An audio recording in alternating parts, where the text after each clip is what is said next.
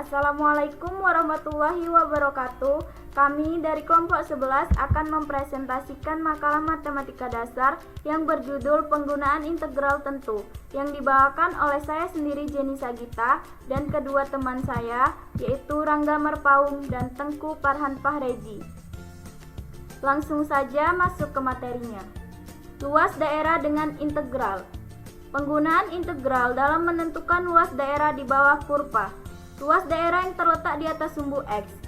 Langkah pertama untuk menentukan luas daerah yang terletak di atas sumbu X adalah menentukan batas-batas daerahnya terlebih dahulu. Batas-batas daerah yang akan ditentukan luasnya dapat diperoleh dengan melalui sketsa. Batas-batas tersebut dapat berupa garis vertikal, horizontal, atau perpotongan kurva dengan sumbu koordinat. Langkah kedua adalah mengintegralkan fungsi yang sesuai dengan kurvanya dengan menggunakan batas-batas integral yang sudah ditentukan. Berikut ini adalah rumus umum luas daerah yang berada di atas sumbu X. L sama dengan lim P menuju 0, N sigma I sama dengan 1, Fxi dikali delta Xi. L sama dengan integral B menuju A, Fx dx. Luas daerah yang terletak di bawah sumbu X. Langkah untuk menentukan luas daerah yang terletak di bawah sumbu X mirip dengan langkah untuk menentukan luas daerah yang terletak di atas sumbu X. Bedanya, nilai dari integralnya akan bertanda negatif. Agar nilainya tak negatif atau nilai dari luas daerah merupakan bilangan tak negatif, integralnya kita kalikan dengan negatif. Berikut ini gambar dan rumus dari luas daerah yang terletak di bawah sumbu X. A sama dengan lim P menuju 0, N sigma I sama dengan 1, Fxi dikali delta Xi. A sama dengan integral B menuju A, Fx dx. Nilai integral A di atas pastilah negatif. A kurang dari 0 karena luas berupa bilangan tak negatif. A kita kalikan dengan negatif sehingga menjadi tak negatif. L sama dengan negatif A, L sama dengan negatif integral BA Fx dx. Assalamualaikum warahmatullahi wabarakatuh. Di sini saya akan menjelaskan tentang mencari luas daerah dengan menggunakan integral, di mana diketahui batas kurva Y sama dengan 4 min X kuadrat dan Y sama dengan 2 min X pada interval 0,2. Nah, dapat kita tuliskan Y sama dengan 4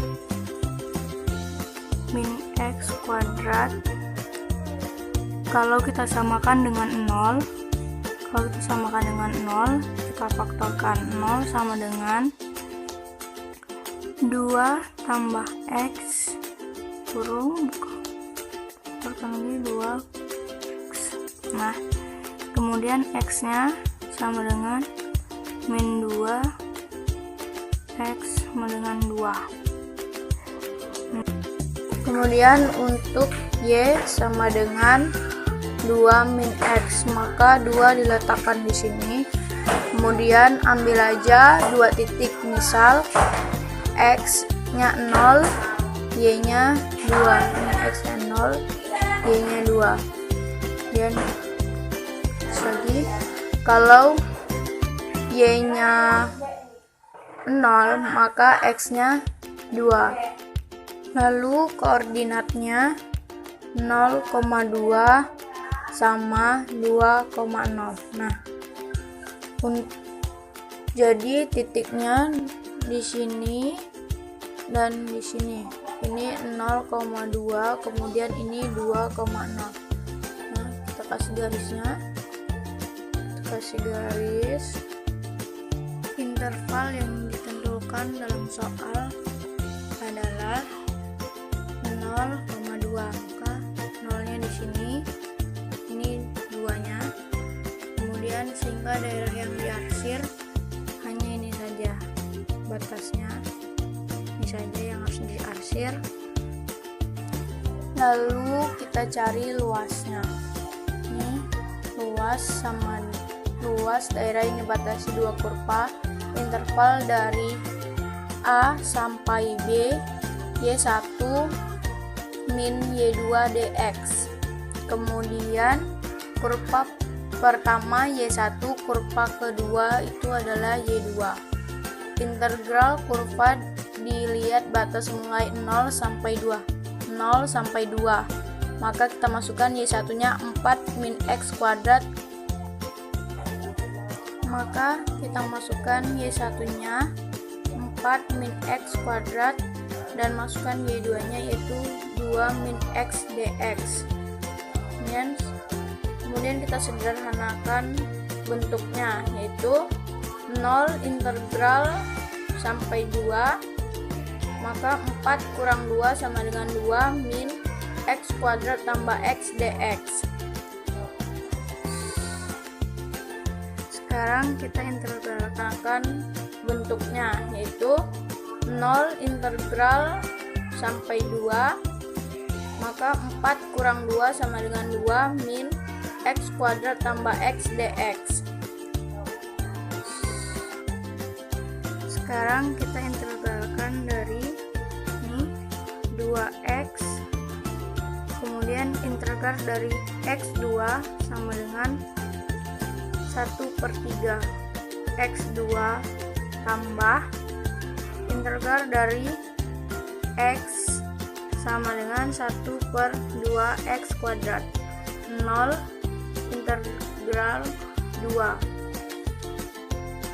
Kemudian kita samakan sama yang di atas, yaitu 2 kali 2 sama dengan 4 kurang 1/3 kali dapatnya 8 ini adalah 2 pangkat 3 sama dengan 8 tambah 1/2 pangkat 2 sama dengan 2. Kemudian dikurang, disamakan sama yang bawah, x kurang x sama dengan 0. Kemudian 4 tambah 2 sama dengan 6 dikurang 8/3 nih, 1 kali 8 8/3. Kemudian sama dengan kita samakan penyebutnya, yaitu 6 kali 3 sama dengan 18. 18/3 kurang 8/3 sama dengan 18 kurang 8 sama dengan 10/3. Nah, ini adalah hasil satuan luas. Baiklah, saya akan melanjutkan materi yang kedua, yaitu volume benda putar. Bola lampu di samping dapat dipandang sebagai benda putar jika kurva di atasnya diputar menurut garis horizontal. Pada pokok bahasan ini akan dipelajari juga penggunaan integral untuk menghitung volume benda putar. Suatu daerah jika diputar mengelilingi garis tertentu sejauh 360 derajat, maka akan terbentuk suatu benda putar. Kegiatan pokok dalam menghitung volume benda putar dengan integral adalah partisi, aproksimasi, penjumlahan, pengambilan limit, dan menyatakan dalam integral tentu. Dalam menentukan volume benda putar, hal yang harus diperhatikan adalah bagaimana bentuk sebuah partisi jika diputar. Berdasarkan bentuk partisi tersebut, maka metode yang digunakan untuk menentukan volume benda putar dibagi menjadi: yang pertama ada metode cakram, yang kedua ada metode cincin, yang ketiga adalah metode kulit tabung. Nah, ini adalah gambar di bawah. Yang pertama ini gambar metode cakram, yang kedua metode cincin, yang ketiga metode kulit tabung. Lanjut. Yang pertama itu kita bahas metode cakram. Metode cakram yang digunakan dalam menentukan volume benda putar dapat dianalogikan seperti menentukan volume mentimun dengan memotong-motongnya sehingga tiap potongan tersebut berbentuk cakram. Dapat dilihat seperti gambar yang ada di samping seperti ini. Potongannya berbentuk cakram. Bentuk cakram di samping dapat dianggap sebagai tabung dengan jari-jari R sama dengan Fx, tinggi H sama dengan delta X, sehingga volumenya dapat diaproksimasi sebagai delta V ekuivalen Pi R kuadrat H atau delta V ekuivalen Pi Fx kuadrat delta X. Dengan cara jumlahkan, ambil limitnya dan nyatakan dalam integral, diperoleh V ekuivalen sigma Pi Fx kuadrat delta X. Pi sama dengan limit sigma Pi Fx kuadrat delta X. Nah, dapat formula V sama dengan Pi integral 0 sampai A Fx kuadrat dx. Nah, di sini ada contoh dari metode cakram, yaitu hitunglah volume benda putar yang terjadi jika daerah yang dibatasi kurva Y sama dengan X kuadrat tambah 1. Sumbu X, sumbu Y, garis X sama dengan 2 diputar mengelilingi sumbu X sejauh 360 derajat. Nah, jadi tahap penyelesaiannya, yang pertama gambarlah daerahnya, yang kedua buatlah sebuah partisi, yang ketiga tentukan ukuran dan bentuk partisi, yang keempat aproksimasi volume partisi yang diputar, jumlahkan, ambil limitnya dan nyatakan dalam bentuk integral. Nah, jadi di yang gambar di samping ini adalah daerah dari yang telah digambar, dimana gambar itu diketahui dari soal ya teman-teman. Nah, lanjut ke cara penyelesaiannya. Di sini kita masukkan dulu rumusnya. Delta V ekuivalen Pi R kuadrat H. Delta V ekuivalen Pi buka kurung X kuadrat tambah 1 tutup kurung kuadrat delta X. V ekuivalen sigma Pi buka kurung X kuadrat tambah 1 tutup kurung kuadrat delta X. V sama dengan limit sigma Pi buka kurung X kuadrat tambah 1 tutup kurung kuadrat delta X. V sama dengan integral 0 sampai 2 V buka kurung X kuadrat ditambah 1 tutup kurung pangkat 2 dx. V sama dengan 2 integral 0 sampai 2 V buka kurung X pangkat 4 ditambah 2x pangkat 2 ditambah 1 tutup kurung dx. V sama dengan Pi 1/5 x pangkat 5 ditambah 2/3 x pangkat 3 ditambah x. Substitusi 2 dan 0, lalu menjadi V sama dengan Pi buka kurung 32/5 ditambah 16/3 ditambah 2 dikurang 0 tutup kurung sama dengan 11/15 Pi. Nah, untuk gambarnya itu ada di samping ya teman-teman, gambar daerahnya itu. Kita lanjut, ada contoh kedua. Hitunglah volume benda putar yang terjadi jika daerah yang dibatasi kurva Y sama dengan X pangkat 2, sumbu Y garis Y sama dengan 2 diputar mengelilingi sumbu Y sejauh sejauh 360 derajat. Langkah penyelesaiannya yaitu yang pertama gambarlah daerahnya seperti gambar di samping ini. Yang kedua itu buatlah sebuah partisi. Yang ketiga tentukan ukuran dan bentuk partisi. Yang keempat aproksimasi volume partisi yang diputar, jumlahkan, ambil limitnya dan nyatakan dalam bentuk integral. Nah, ini langkah penyelesaiannya ya. Delta V ekuivalen Pi R kuadrat H. Delta V ekuivalen Pi buka kurung akar Y tutup kurung kuadrat delta Y. V ekuivalen sigma Pi Y delta Y. V sama dengan limit sigma Pi Y delta Y. V sama dengan integral 0 sampai 2 Pi Y dikali dy. V sama dengan Pi integral 0 sampai 2 Y dikali dy. V sama dengan Pi 1/2 Y pangkat 2, substitusi 2 dan 0. V sama dengan Pi buka kurung 1/2 dikali 4 dikurang 0 tutup kurung. Pi sama dengan 2 Pi. Nah, lanjut yang metode cincin. Metode cincin yang digunakan dalam menentukan volume benda putar dapat dianalogikan seperti menentukan volume bawang bombay dengan memotong-motongnya yang potongannya berbentuk cincin.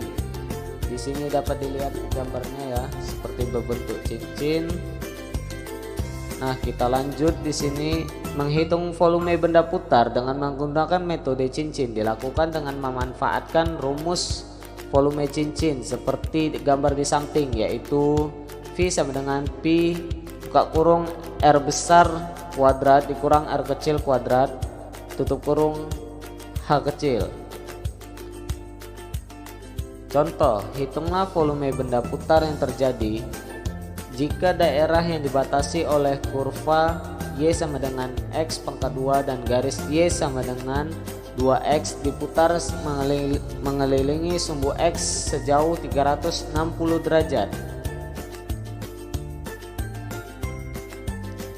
Nah, di sini ada langkah penyelesaiannya hampir sama dengan yang tadi. Gambar daerahnya terlebih dahulu seperti yang ada di samping contoh gambarnya itu. Nah, kemudian buat sebuah partisi, tentukan ukuran dan bentuk partisi. Lanjut yang keempatnya itu ada aproksimasi volume partisi yang diputar, jumlahkan ambil limitnya dan nyatakan dalam bentuk integral. Oke, ini langsung masukkan ke rumusnya. Rumus metode cincin yaitu delta V ekuivalen P buka kurung R besar kuadrat dikurang R kecil kuadrat tutup kurung H kecil. Delta V ekuivalen P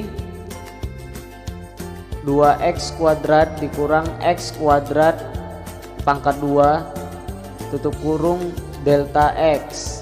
Delta P ekuivalen P buka kurung 4X kuadrat dikurang X pangkat 4 tutup kurung delta X. V ekuivalen sigma P buka kurung 4X kuadrat dikurang X pangkat 4 tutup kurung dikali delta X. V sama dengan limit sigma P buka kurung 4X kuadrat dikurang X pangkat 4 tutup kurung delta X. V sama dengan P integral 0 sampai dengan 2 buka kurung 4X pangkat 2 dikurang X pangkat 4 tutup kurung dikali dx.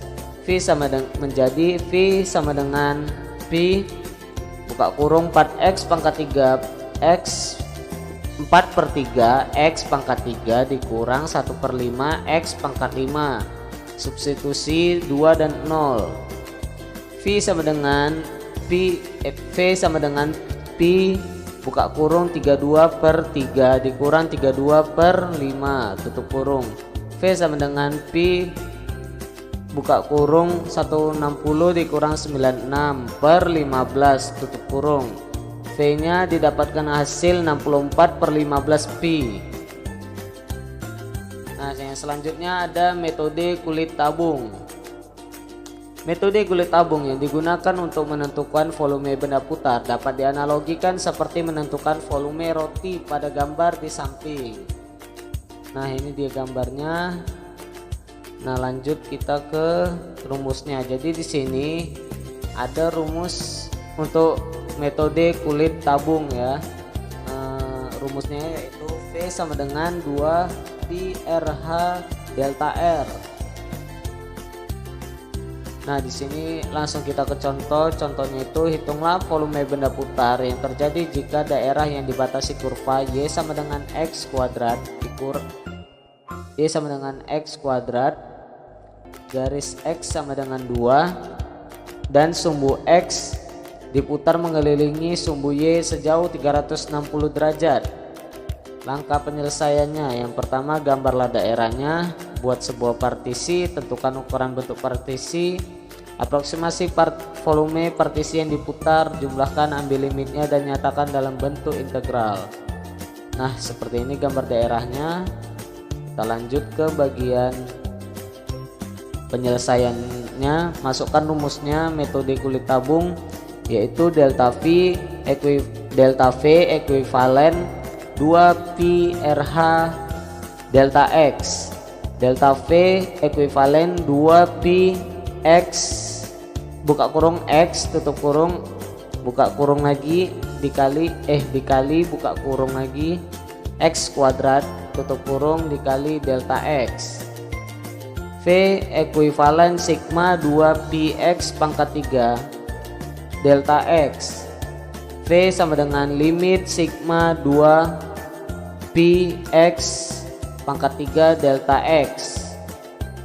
Nah lanjutnya V sama dengan 2pi integral 0 sampai dengan 2 X pangkat 3 dikali dx. V sama dengan 2pi buka kurung 1/4 X pangkat 4 tutup kurung substitusi 2 dan 0. V didapatkan yaitu 8pi. Nah, jika daerah pada contoh tersebut dipartisi secara horizontal dan sebuah partisi diputar mengelilingi sumbu Y, maka partisi tersebut membentuk cincin. Volume benda diputar tersebut dihitung dengan metode cincin adalah sebagai berikut. Nah, jadi rumusnya itu ada delta V ekuivalen pi buka kurung R besar kuadrat dikurang R kecil kuadrat tutup kurung delta Y. Delta V ekuivalen pi buka kurung 4 dikurang X kuadrat tutup kurung delta Y. V ekuivalen sigma pi buka kurung 4 dikurang Y tutup kurung delta Y. V sama dengan limit sigma pi buka kurung 4 dikurang Y tutup kurung delta Y. V sama dengan pi integral 0 sampai dengan 4 buka kurung 4 dikurang Y tutup kurung dx. V sama dengan pi buka kurung 4Y dikurang 1/2 Y pangkat 2 tutup kurung 0 substitusi 4 dan 0. V sama dengan 16 dikurang 8 pi. Didapatkan hasilnya V sama dengan 8 pi. Itu jika dihitung dengan metode cincin. Nah, selanjutnya akan dilanjutkan oleh teman saya Rangga Marpaung.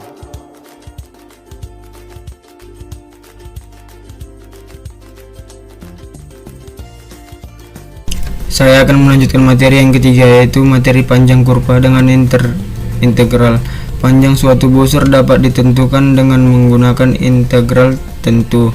Suatu busur atau ruas dari suatu kurva dapat didekati dengan menggunakan ruas garis lurus yang panjangnya dapat ditentukan dengan menggunakan rumus jarak. D sama dengan akar dari X2 kurang X1 pangkat 2 ditambah Y2 kurang Y1 pangkat 2. Misalkan fungsi Y sama dengan fx merupakan fungsi yang kontinu dan memiliki turunan pada interval AB. Perlu diingat bahwa fungsi yang demikian memiliki f yang memiliki turunan di AB dan memiliki grafik berupa kurva halus. Grafik dari fungsi f tersebut dapat ditaksir dengan menggunakan ruas garis yang titik-titik ujungnya ditentukan oleh partisi. A sama dengan X0 kurang dari X1 kurang dari X2 kurang dari titik-titik kurang dari Xn sama dengan B. Dengan memisalkan delta X sama dengan XI kurang XI kurang 1 dan delta Y sama dengan YI kurang 1, panjang ruas suatu grafik dapat diperkirakan sebagai berikut.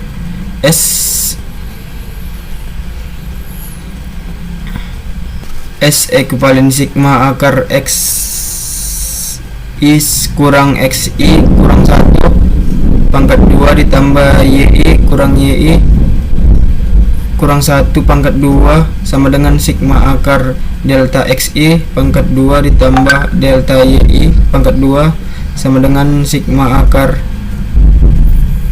delta XI pangkat 2 ditambah delta YI per delta XI pangkat 2 delta XI pangkat 2 sama dengan sama dengan sigma akar 1 tambah delta YI per delta XI pangkat 2 delta XI.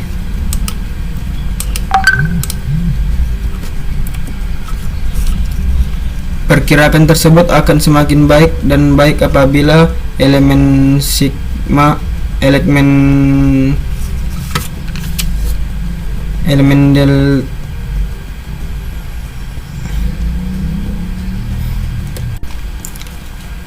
Perkiraan tersebut akan semakin baik dan baik apabila elemen delta 0 atau n tak terhingga, sehingga panjang ruas pada grafik tersebut adalah S sama dengan lim sigma akar 1 tambah delta YI per delta XI pangkat 2 delta XI.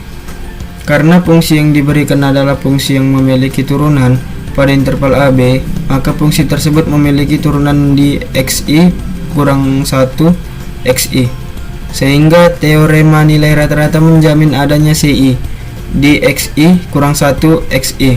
Sedemikian sehingga FXI kurang FXI kurang 1 sama dengan FCI kurang XCI kurang XCI kurang 1. FXI kurang FXI kurang 1 per XI kurang X1 XI kurang 1 sama dengan FCI. Delta YI per delta XI sama dengan FCI. Karena F kontinu pada interval AB, maka akar 1 tambah FCI pangkat 2 juga kontinu, sehingga memiliki integral pada AB yang mengakibatkan S sama dengan lim sigma akar 1 tambah FCI pangkat 2 A delta XI sama dengan integral BA akar 1 tambah Fx pangkat 2 dx, di mana S disebut panjang busur F antara A dan B. Definisi busur panjang busur. Misalkan fungsi Y sama dengan Fx memiliki kurva halus pada interval AB, panjang busur F antara A dan B adalah S sama dengan integral BA akar dari 1 tambah Fx pangkat 2 dx. Dengan cara yang sama, untuk kurva halus yang diberikan oleh X sama dengan GY, panjang busur G antara C dan D adalah S sama dengan integral DC akar dari 1 tambah GY pangkat 2 DY. Karena definisi dari panjang busur dapat diaplikasikan pada fungsi linear, maka definisi baru ini dapat diperiksa apakah definisi.